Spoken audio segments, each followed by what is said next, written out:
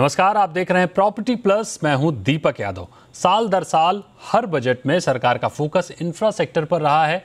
इस बजट में भी हेल्थ और इंफ्रास्ट्रक्चर सेक्टर पर खासा जोर दिया गया है। एनआईपी यानी नेशनल इंफ्रास्ट्रक्चर पाइपलाइन के लक्ष्यों को हासिल करने पर जोर दिया गया है। लेकिन बेहतर ग्रोथ के लिए इंफ्रा सेक्टर में एक भीमकाय निवेश की जरूरत पड़ने वाली है। IBEF यानी इंडिया ब्रांड इक्विटी फाउंडेशन के मुताबिक 2022 तक देश भर में इंफ्रा सेक्टर में डेवलपमेंट के लिए 50 ट्रिलियन रुपयों की जरूरत पड़ेगी, यानी मोटे तौर पर 56 लाख करोड़ से भी ज्यादा। इतनी बड़ी रकम जुटाने के लिए सरकार किस रणनीति पर काम कर रही है, प्राइवेट सेक्टर का क्या योगदान रहेगा, इकोनॉमी पर इसका क्या असर पड़ेगा और कैसे ये इकोनॉमी को सपोर्ट करेगा, देश भर में रोजगार के क्या अवसर बनेंगे और कहां चैलेंजेस देखने को मिलेंगे। तो आज इंफ्रा सेक्टर पर चर्चा करने के लिए हमारे साथ एक खास पैनल है। हमारे साथ जुड़े हुए Himanshu Chaturvedi, chief strategy officer Tata project, Amit Goenka, MD Nisus finance, Ravi Sinha, CEO track to realty. आप सभी मेहमानों का बहुत बहुत स्वागत है। तो हिमांशु जी, सबसे पहला सवाल मेरा आपसे होगा। सरकार ने बीते कई साल से इंफ्रा सेक्टर में खास फोकस रखा है। अकेले NIP में ही 132 लाख करोड़ की प्रोजेक्ट कॉस्ट है। ऐसे में आप या दूसरी बड़ी इंफ्रा कंपनियों के लिए एक बड़ी संभावनाएं हैं। देश के इंफ्रा सेक्टर को कैसे देखते हैं आप? बिल्कुल, धन्यवाद दीपक। आप अगर इंफ्रास्ट्रक्चर सेक्टर को देखें, इंफ्रास्ट्रक्चर कंस्ट्रक्शन देश का ये दूसरा बड़ा रोजगार जनरेट करने वाला सेक्टर है कृषि के बाद।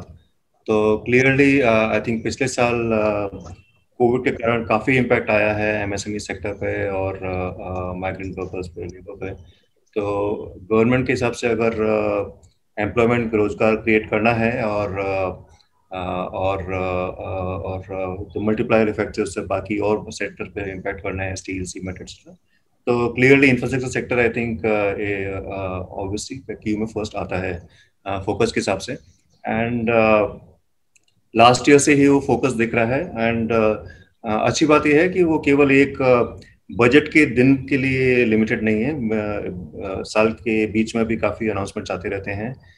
पिछले साल भी देखा बजट और बजट के बाद में काफ़ी जो अनाउंसमेंट्स, चेंजेस आए और इस साल भी हमने ये देखा।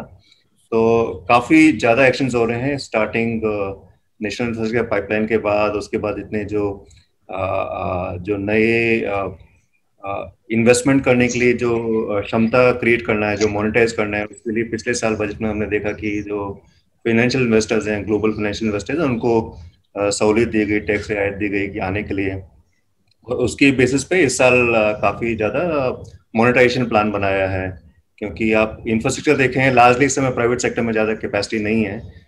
नॉर्मली 40-30 का रेशो होता है सेंट्रल, स्टेट और प्राइवेट में। इसमें प्राइवेट थोड़ी कैपेसिटी कम चल रही है, तो सेंटर को थोड़ा ज़्यादा बर्डन कैरी करना पड़ेगा। और वो इस बजट में किया है। 35% जो इंक्रीज हमने देखा है वो किया है। तो काफ़ी अच्छा मूव है। गोयनका साहब, मेरा अगला सवाल आपसे होगा।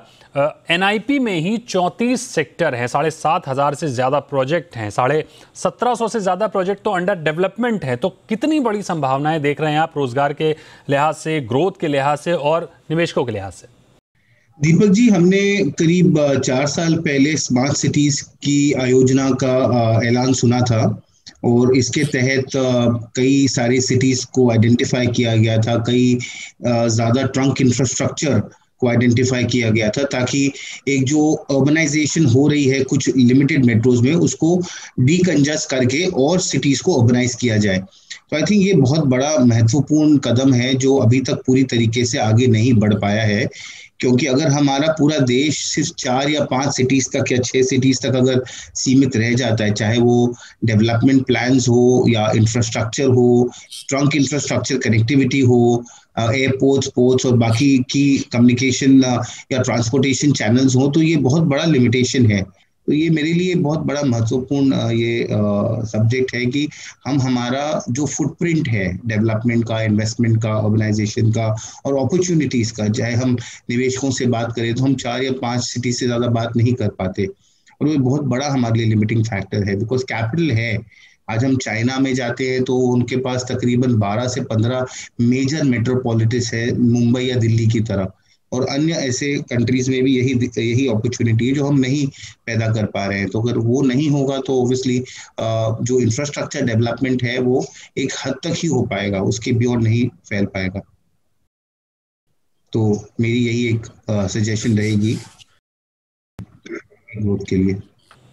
रवि जी, अगला सवाल मेरा आपसे होगा। इसमें कोई दो राय नहीं है कि सरकार का फोकस इंफ्रास्ट्रक्चर पर है और विजन साफ है, क्योंकि छोटे शहर जिनकी ना चाहते हुए भी अनदेखी होती रही है, इसमें इंफ्रा डेवलपमेंट बड़ा विषय है। निवेशक भी बिना इंफ्रा डेवलपमेंट के छोटे शहरों में जाने में असमर्थ रहते हैं। बीते कुछ वर्षों में इंफ्रास्ट्रक्चर को लेकर मुस्तैदी दिखी है, इन सबके बाद भी चैलेंजेस कहाँ देख रहे हैं आप? देखिए, सरकार का विजन बहुत साफ है कि इंफ्रास्ट्रक्चर डेवलपमेंट करना है, लेकिन हमारे कुछ लीगेसी इश्यूज हैं जिसको अभी भी एड्रेस नहीं किया गया है। हम जितने भी डेवलप्ड कंट्रीज में देखते हैं कि इंफ्रास्ट्रक्चर पे जीडीपी का 7 से 8% स्पेंड होता है। हमारे यहाँ अभी भी प्री कोविड तक की बात करें तो जीडीपी का 5% से ज्यादा कभी स्पेंड नहीं हुआ है। और उसकी जो सबसे बड़ी वजह है कि हमारा जो फाइनेंशियल चैलेंज की मैं पहले बात कर रहा हूं कि हमारा जो इन्वेस्टमेंट क्लाइमेट है वो बहुत इन्वेस्टमेंट फ्रेंडली नहीं बन पाया है। इसके बहुत सारे इश्यूज हैं। लैंड एक्विजिशन एक बहुत बड़ा चैलेंज है इंडिया में, हालांकि उस पर भी काम हुआ है, लेकिन अभी भी लैंड एक्विजिशन एक पेन पॉइंट बना रहा है। एक डिस्प्यूट रिजोल्यूशन मैकेनिज्म डेवलप नहीं हुआ है। हमारा कॉन्ट्रैक्ट इन्फोर्समेंट आज भी बहुत वीक देखा गया है।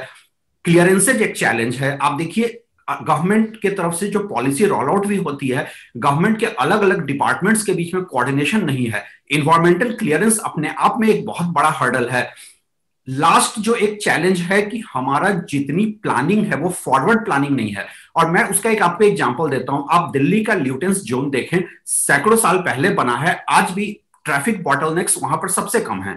लेकिन जो सबसे रिसेंट हम मेट्रो ट्रेन लेकर आए हैं, मेट्रो में अभी भी ओवरबर्डन होने लगा है। हम जो प्लानिंग करते हैं, हमारी पूरी प्लानिंग जो होती है आज की जरूरतों को पूरा करने के लिए होती है। हम फ्यूचरिस्टिक प्लानिंग नहीं कर रहे हैं। तो जब हम चैलेंजेस की बात करते हैं तो हमारे को फिस्कल चैलेंज को सॉर्ट आउट करना होगा, लैंड एक्विजिशन पे काम करना होगा, डिस्प्यूट रिजोल्यूशन मैकेनिज्म डेवलप करना होगा, क्लियरेंसेज पे काम करनी होगी, और उसके बाद एक फॉरवर्ड लुकिंग अप्रोच के साथ आगे बढ़ना होगा।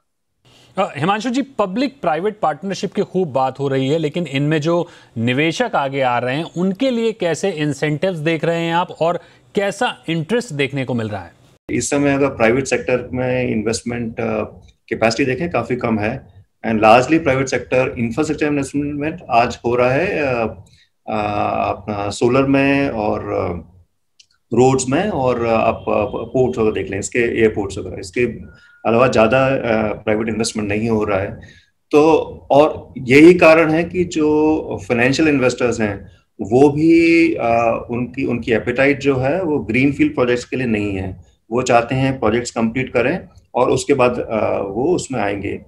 और उसमें हम अगर देखें पिछले कुछ साल में काफ़ी अच्छा डेवलपमेंट हुआ है। जो मोनेटाइजेशन पहले जो इन जो निवेश हो रहा था, जो कंपनीज इन्वेस्ट कर रही थी, वो कर रही थी लॉन्ग टर्म के लिए, एंड वो अपना पोर्टफोलियो बनाएंगे, लिस्ट करेंगे एटसेट्रा। आई थिंक वो पूरा जो प्लान है वो चेंज हो गया। अब जो कंपनीज आ रही हैं जो इन्वेस्ट कर रही हैं, वो इन्वेस्ट कर रही हैं कि एक बार बनाएंगे और उसके बाद हमको मोनेटाइज करके हम उनको प्राइवेट इन्वेस्टर्स को देंगे।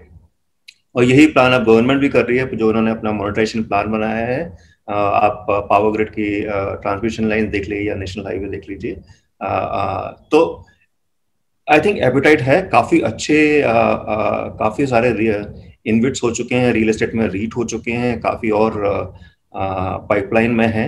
एंड अभी मैं अगर अगले 1-2 साल का देखूं, मुझे लगता है यही एक मॉडल होगा जो काम चलेगा, जहां जो या तो गवर्नमेंट या प्राइवेट सेक्टर आएगा, वो प्रोजेक्ट्स बनाएगा, वो रिस्क लेगा, एंड उसके बाद जो फाइनेंशियल इन्वेस्टर आएगा वो आएंगे वो मोनेटाइज करने के लिए, वो थ्रू इन्वेट रूट या परचेज करेंगे, एंड उसके थ्रू आएंगे। एंड गवर्नमेंट ने काफी स्टेप्स लिए हैं, लास्ट बजट में भी उन्होंने टैक्स रिलीफ वगैरह दिया था, और उसके रिजल्ट्स दिख रहे हैं। काफी अच्छा इन्वेस्टमेंट हो रहा है इन इन्वेट्स और रीट्स में। Amit ji, India brand equity foundation के मुताबिक 2022 तक इंफ्रा सेक्टर में डेवलपमेंट के लिए 50 ट्रिलियन रुपीस की जरूरत पड़ेगी। इंफ्रा डेवलपमेंट के लिए इतनी बड़ी रकम कैसे आसान हो, और लिक्विडिटी को लेकर क्या चैलेंजेस देख रहे हैं आप? दीपक जी, इसके लिए सरकार ने भी कई सारी कदम उठाए हैं इस बजट में भी। उन्होंने डेवलपमेंट फाइनेंशियल इंस्टीट्यूशन का भी आधार करने की उसको एक एस्टैब्लिश करने की बात की है, जो ग्लोबल कैपिटल रेज कर सके, डिप्लॉय कर सके इंफ्रास्ट्रक्चर सेक्टर में। और डेवलपमेंट के जो हर्डल्स हैं जो रवि जी ने बताया, उसको एक सिंगल विंडो की तरह या सिंगल पॉइंट की तरह उसको रिजॉल्व कर सकें। तो ये जो पूरा DFI की बात हुई है, आई थिंक एक तो वो बहुत महत्वपूर्ण स्टेप है। कई लोग कहते हैं कि ये ब्रिक्स बैंक की तरह भी शायद देखा जा सकता है, जहाँ पे आप उसको बहुत बड़ी पूंजी आप रीजनल लेवल पर आप इकट्ठा करके आप उसको इंफ्रास्ट्रक्चर में लगाएं और उसको एक सिंगल विंडो अप्रूवल अथॉरिटी भी बनाएं। तो आई थिंक एक वो मसला एड्रेस हुआ है। उसके अलावा हमने इंफ्रास्ट्रक्चर बॉन्ड्स और कई सारे ऐसे इशुएंसेस भी देखे। गवर्नमेंट ने अभी हाल ही में गवर्नमेंट सिक्योरिटीज को पब्लिक के लिए सेल भी ओपन किया है। तो इसमें कई सारी जो हर्डल्स थी जहाँ पे पब्लिक पार्टिसिपेशन इंफ्रास्ट्रक्चर सेक्टर में लिमिटेड था, चाहे वो बॉन्ड्स हों, चाहे वो और इन्वेट्स ऑफ कोर्स आए हैं और ग्लोबल ऑफरिंग्स हों, तो वो ऑफरिंग्स को खोलेंगे जैसे आप मार्केट को और वाइडन करेंगे डोमेस्टिकली और ग्लोबली, जहाँ पे रिटेल पार्टिसिपेशन बढ़ सके। तो आई थिंक वो डेफिनेटली वो कैपिटल जो कैपिटल स्टैक है उसको इम्प्रोवाइज करेगा, काफी ज्यादा पूंजी और आ सकती है। दूसरा, बॉन्ड मार्केट्स बहुत इंपॉर्टेंट एरिया है। अब जितना हम ग्लोबल पार्टिसिपेशन रखें हमारे बॉन्ड मार्केट्स को और बॉन्ड मार्केट्स को डीपन करें या इंटरनेशनल बॉन्ड लिस्टिंग कराएं, उतना ज्यादा बेहतर होगा, बिकॉज इस समय लिक्विडिटी बहुत ज्यादा है ग्लोबल एनवायरनमेंट में और रिटर्न्स बहुत कम है डेट में। तो इंडिया का जो रिटर्न है, रिस्क एडजस्टेड रिटर्न, वो फिर भी ठीक बैठता है इन्वेस्टर्स की नजर में। और इसकी अपॉर्चुनिटी इस समय है बिकॉज इतना लिक्विडिटी और इतना लो इंटरेस्ट एनवायरनमेंट वापस मिले न मिले, और बिकॉज अभी जो इंडिया की तरफ जो एक पॉजिटिविटी आई है ये पूरी वैक्सीन डिप्लोमेसी की वजह से, उसका भी बहुत बड़ा फायदा लिया जा सकता है। जहाँ पे ग्लोबल इन्वेस्टर्स का जो एक पॉजिटिव सेंटिमेंट बना है या ग्लोबल इन्वायरमेंट और डिप्लोमेसी का जो पॉजिटिव सेंटिमेंट बना है, उसको ग्लोबल बॉन्ड मार्केट्स और ग्लोबल इक्विटी मार्केट्स में इस समय जाकर अब बहुत बड़ा पैसा इकट्ठा किया जा सकता है। हम देख ही रहे हैं कि इक्विटी मार्केट्स ने बहुत बड़ी उछाल ली है, बहुत ज्यादा लिक्विडिटी आई है इक्विटी मार्केट्स में। तो जो डाइवेस्टमेंट्स हो रहे हैं उसको एक्सेलरेट करें, जो ग्लोबल सेंटिमेंट्स हैं उसको कैपिटलाइज करके आप बॉन्ड्स और इक्विटी इशुएंसेस जारी रखें, बहुत पब्लिक सेक्टर पे और प्राइवेट सेक्टर लेवल पे। तो ये कुछ मेजर्स हैं जो एक्सेलरेट किए जा सकते हैं। दीपक जी बिल्कुल, यहाँ लेते एक बहुत ही छोटा सा ब्रेक के उस पार बात करेंगे कि छोटे निवेशकों के लिए क्या कुछ विकल्प हैं इंफ्रा सेक्टर में। बहुत ही छोटे से ब्रेक के बाद जल्द हाजिर होते हैं।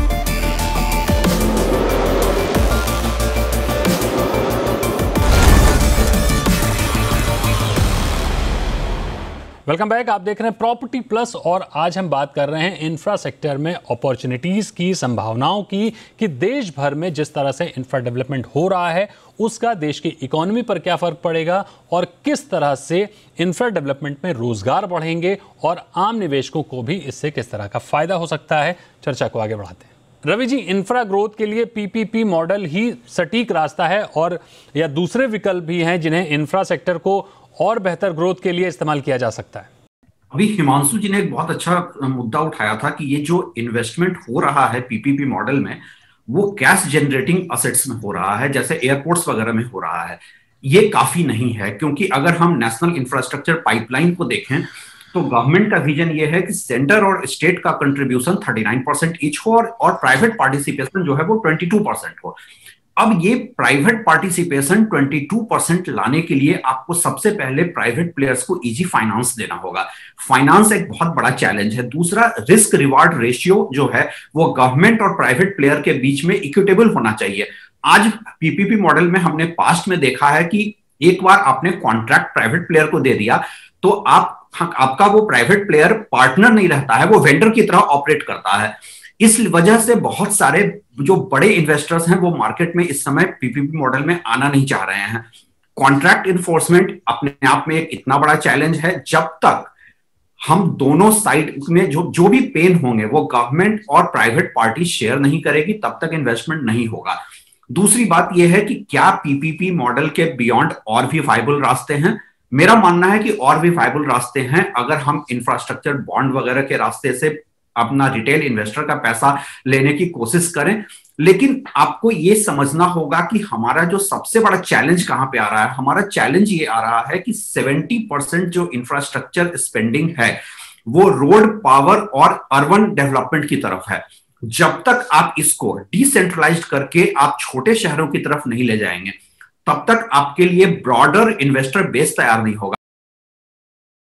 हिमांशु जी, इंफ्रा सेक्टर के जो पाइपलाइन प्रोजेक्ट हैं जिनमें एनआईपी का काफी बड़ा रोल है, ऐसे इंफ्रा प्रोजेक्ट्स के साथ कितने जॉब क्रिएशन होंगे और इकोनॉमी को ये कितना सपोर्ट करेगा? साथ ही बड़ी बात जो रवि सिन्हा जी ने कही कि समय सीमा, अक्सर हम देखते हैं कि इंफ्रा प्रोजेक्ट डिले होते हैं, लिहाजा उनकी लागत बढ़ती है, तो समय सीमा नियंत्रित रखने के लिए क्या उपाय हो सकते हैं या होने चाहिए?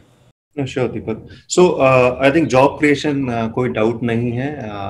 इंफ्रास्ट्रक्चर सेक्टर, आप एक प्रोजेक्ट लेंगे उसके साथ इतने जॉब क्रिएट होते हैं। आप वर्कर्स जो काम करेंगे प्रोजेक्ट पे, जो आप स्टील एंड सीमेंट यूज करेंगे और बाकी आप सप्लाईज यूज करेंगे, पूरा ऐप काफी ज्यादा इसमें एमएसएमई वेंडर्स भी इन्वॉल्व होते हैं, तो काफी, और वो उस टिपिकली जॉब क्रिएशन एम्प्लॉयमेंट काफी ज्यादा होता है, इसमें कोई डाउट नहीं है।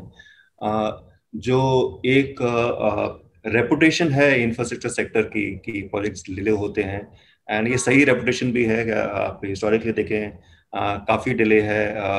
आप गवर्नमेंट ऑफ इंडिया के पोर्टल है जिसमें बताते हैं वो प्रोजेक्ट्स ट्रैक कर रहे हैं, जो उसमें काफी डिले चल रहा है। और उसके मेन जो रीजन होते हैं वो होते हैं, आप शुरू में आपके जो लैंड और आरओडब्ल्यू इश्यू हो गए, या फिर आपके जो जो अप्रूवल्स परमिट हो गए, तो ये गवर्नमेंट की तरफ से हो जाते हैं, और जो कॉन्ट्रैक्टर्स होते हैं उनकी तरफ से हो जाता है कि वो कितने ज़्यादा प्रीकास्ट और प्रीफैब यूज़ कर रहे हैं, फैक्ट्री सप्लाईज यूज़ कर रहे हैं, कितना टेक्नोलॉजिकली वो एडवांस्ड हैं, और उनकी आई थिंक कैश सिचुएशन कैसी है। आई थिंक ये बहुत इंपॉर्टेंट हो जाता है। तो स्टेप्स दोनों को लेने पड़ेंगे, गवर्नमेंट की तरफ से कितनी अच्छी तरह वो प्रोजेक्ट को पैकेज कर सकते हैं, कितना रेडी है वो, और दूसरा कंस्ट्रक्शन कंपनीज की तरफ से कि वो कितना अपना टेक्नोलॉजी को यूज करें और टाइम पे डिलीवर करें, and cash flow of course. I think जब तक कैश फ्लो नहीं होंगे प्रोजेक्ट नहीं होगा। Amit ji, ideal road map क्या हो? क्योंकि बिना इंफ्रास्ट्रक्चर के ग्रोथ की गाड़ी नहीं चलने वाली है। सरकार का रुख भी साफ है, विजन क्लियर है, तो मौजूदा लाइन ऑफ एक्शन जो है क्या वो मुफीद है या रोड मैप में बदलाव की जरूरत देख रहे हैं आप? दीपक जी, हमारे को पैनलिस्ट ने कई सारी जो हर्डल्स हैं वो भी दर्शाई हैं, और इंफ्रास्ट्रक्चर का जो एक बहुत बड़ा योगदान है, जो महत्वपूर्ण उसकी योगदान है पूरी इकोनॉमी पे, पूरे इंडिया के ग्रोथ स्टोरी पे, वो भी ऑब्वियस है, जिसकी वजह से आज हम इस पे बात कर रहे हैं। एक जो फियर फैक्टर रहा है कि क्या कॉन्ट्रैक्ट्स ऑनर होंगे, क्या प्रोजेक्ट्स टाइम पे पूरे हो पाएंगे, बिकॉज इस पे मार्जिन्स बहुत कम होते हैं। और हिमांशु ने बताया कि जैसे लिक्विडिटी रिलीज होती है, वर्किंग कैपिटल साइकिल बढ़ती है, जैसे अवेलेबल, अब उनका खुद का कैपिटल अवेलेबल होता है प्रोजेक्ट से, उतना ज्यादा ग्रोथ कर पाती है कंपनियां। तो क्लियरली एक टाइमलाइन बहुत बड़ा इश्यू हो जाता है, और उसके कई सारे इश्यूज है, कई सारे दिक्कतें जो हैं जिसकी वजह से टाइम एक्सटेंड होता है, वो रवि जी ने बताया। बिकॉज जब आप कॉस्टिंग करते हैं, कंपटीशन करते हैं, जब आप कोई कैपिटल रेजिंग करते हैं, तो आप कोई टाइम फ्रेम पे करते हैं कि इतने समय पे इतना रुपया लगकर इतना रिटर्न बन पाएगा। तो जब आपका समय बढ़ जाता है तो रिटर्न घटता है या नेगेटिव हो जाता है। तो अगर कोई तरीके की इंश्योरेंस स्कीम हो पाए, जहाँ पे अगर आपको ग्लोबल कैपिटल या ग्लोबल पार्टिसिपेशन, आपने पीपीपी की भी बात की, जहाँ पे अगर एक फेडरल या सेंट्रल इंश्योरेंस हो, कि अगर आपका प्रोजेक्ट कोई भी पॉलिसी रिलेटेड इश्यूज से रुकता है, या आपके जो कॉन्ट्रैक्ट्स के हिसाब से अगर आपको सपोर्ट नहीं मिल पाता, तो उसके अगेंस्ट आपको एक पॉलिसी अगर मिल पाए, इंश्योरेंस मिल पाए, तो आई थिंक ये बहुत बड़ा एक इटसेल्फ एक बहुत बड़ा शायद ये कॉन्फिडेंस मेजर हो सकता है इंटरनेशनल पार्टिसिपेशन के लिए। हमने धारावी के ही मैटर में आपने देखा है कि बहुत सालों से ये रीडेवलपमेंट की योजना चल रही है, और ये एक आप अपने आप में एक बहुत बड़ा केस स्टडी है दीपक जी, की कैसे इतना बड़ा इंफ्रास्ट्रक्चर और इतना बड़ा रीडेवलपमेंट प्रोग्राम पिछले 15 साल से या 10 साल से रिजॉल्व नहीं हो पा रहा है। बिड्स कई बार हुई, कई बार कैंसिल हुई, ईएमडीज डिपॉजिट हुए, गारंटीज दी गई, पूरा का पूरा बिड वापस से स्क्रैप हुआ। तो एक बहुत अपने आप में केस स्टडी है कि कैसे एक प्रोजेक्ट जो इतना महत्वपूर्ण है एक शहर के लिए, वो कितना लंबा खिंच सकता है। और ऐसे कई सारे एग्जांपल्स हैं इंडिया में, बट खैर अपॉर्चुनिटी भी बहुत है। पर अगर उसको कहीं से फेडरल सपोर्ट मिलता है या उसको सेंट्रल इंश्योरेंस स्कीम मिलती है, जो इनिशियली जैसे इन्होंने कहा कि पावर में आपको बहुत प्राइवेट सेक्टर को बहुत रुचि है, स्पेशली सोलर पावर में, तो ये शुरुआत भी वहीं से हुई थी कि बहुत ज़्यादा इन्होंने फेडरल स्कीम्स और सेंट्रल इंश्योरेंस स्कीम्स और बैंकिंग स्कीम्स या पेमेंट गारंटी स्कीम्स निकाली थी, जिसकी वजह से ये बहुत बड़ी वहाँ पे रुचि बन पाई थी। तो आई थिंक उस तरीके के अगर आप इंसेंटिव्स निकालेंगे तो डेफिनेटली लोगों का इंटरेस्ट रहेगा। मुझे लगता है कैपिटल की कोई कमी नहीं है दुनिया में, बहुत ज़्यादा लिक्विडिटी है। रिस्क जो परसेप्शन है वो बहुत बड़ा है, मगर और रिस्क रिटर्न जो मिलता है इंडिया में वो उतना इक्वलेंट नहीं है। तो अगर आपको या तो आप रिस्क कम कर दें या रिटर्न बढ़ा दें, रिटर्न शायद बढ़ाने की गुंजाइश इतनी नहीं हो, तो रिस्क कम करना ज़्यादा ज़रूरी है। तो इसके लिए कई सारे मेथड्स हैं। Of course insurance could be one of the एक और उसमें उपलब्धि हो सकती है वो। रवि जी, हमने इनविट्स पर काफ़ी बात की और तमाम जानकारी इसको लेकर काफ़ी सकारात्मक रुख है उनका, लेकिन आपकी नज़र में इनविट्स को लेकर क्या राय है? क्या छोटे निवेशकों को इसमें जाना लंबे समय के लिए लाभदायक हो सकता है? देखिए, इन्वेस्टर्स में जब आप छोटे इन्वेस्टर की बात करते हैं तो आप रिटेल इन्वेस्टर की बात करते हैं। रिटेल इन्वेस्टर कभी भी प्रोजेक्ट ड्राइवर्स नहीं हो सकते हैं। हमारे को यह समझना पड़ेगा कि इस समय सबसे बड़ी जरूरत ऐसे इन्वेस्टर्स की है जो प्रोजेक्ट ड्राइवर्स बने। अब हम जब प्रोजेक्ट ड्राइवर की बात करते हैं तो एक ऐसे कंट्री में जहां एक तरफ हम इंफ्रास्ट्रक्चर डेफिसिट कंट्री हैं, मतलब हमारा नेशनल हाईवे भी है, आज भी सिर्फ 24% नेशनल हाईवे ऐसा है जो 4 लेन बन पाया है। दूसरी तरफ हम ओवर लेवरेज हो गए हैं कि हमने 7,300 प्रोजेक्ट अनाउंस कर दिया है। मेरे ख्याल से सबसे पहले जो आपने सॉल्यूशन की बात की थी, हमारे को सॉल्यूशन के लिए देखना पड़ेगा कि प्रायोरिटाइज करें कौन से प्रोजेक्ट्स हमारी प्रायोरिटी में हैं।